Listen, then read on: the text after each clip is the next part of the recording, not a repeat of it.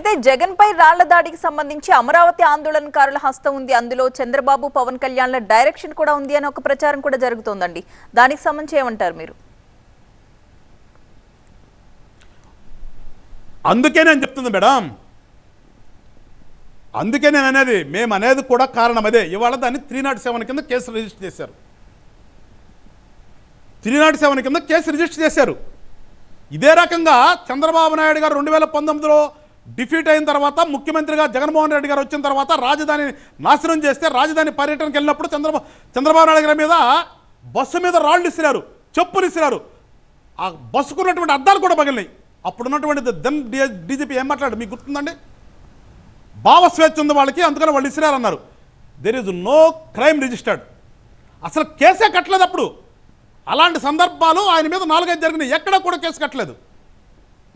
లోకేష్ అనేదో యాత్ర చేస్తుంటే భీమవరంలో ఆయన క్యాంపుకి వెళ్ళి బాధారు ఆయన్ని బాధి ఆయన మీద కేసు కట్టారు.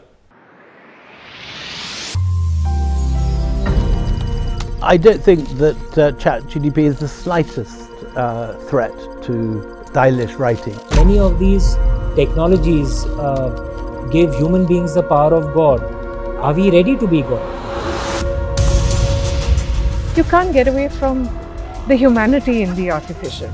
It's not that artificial after all.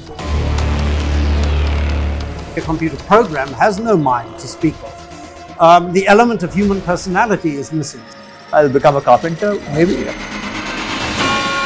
At this point, I have no fear of being overtaken by AI in writing creative fiction. That it cannot be, at the moment.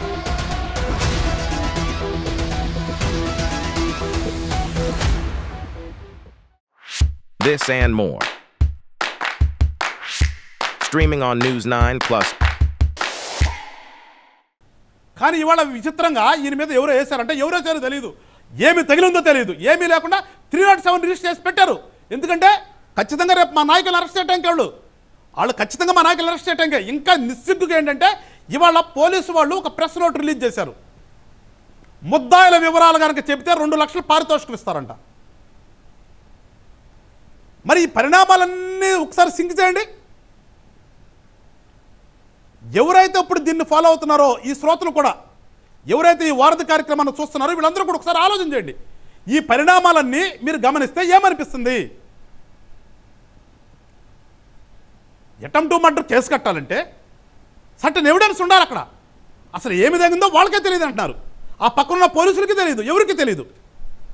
కానీ 307 కింద రిజిస్టర్ చేస్తారు. అంటే ఏం చేస్తారు? రేపు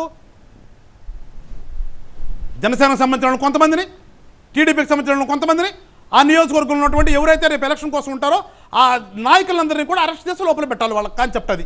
దానికోసమే అది అర్థమవుతుంది కదా, మనం ఒకసారి అర్థం చేసుకుంటే. విజ్ఞతతో ఆలోచించే ఏ మనిషికైనా అర్థమైద్దండి వాళ్ళ నాటకమా కాదనేది. ఇంక అంతకుమించి నేను పెద్ద విశ్లేషణ చెప్పవసలేదు మీకు.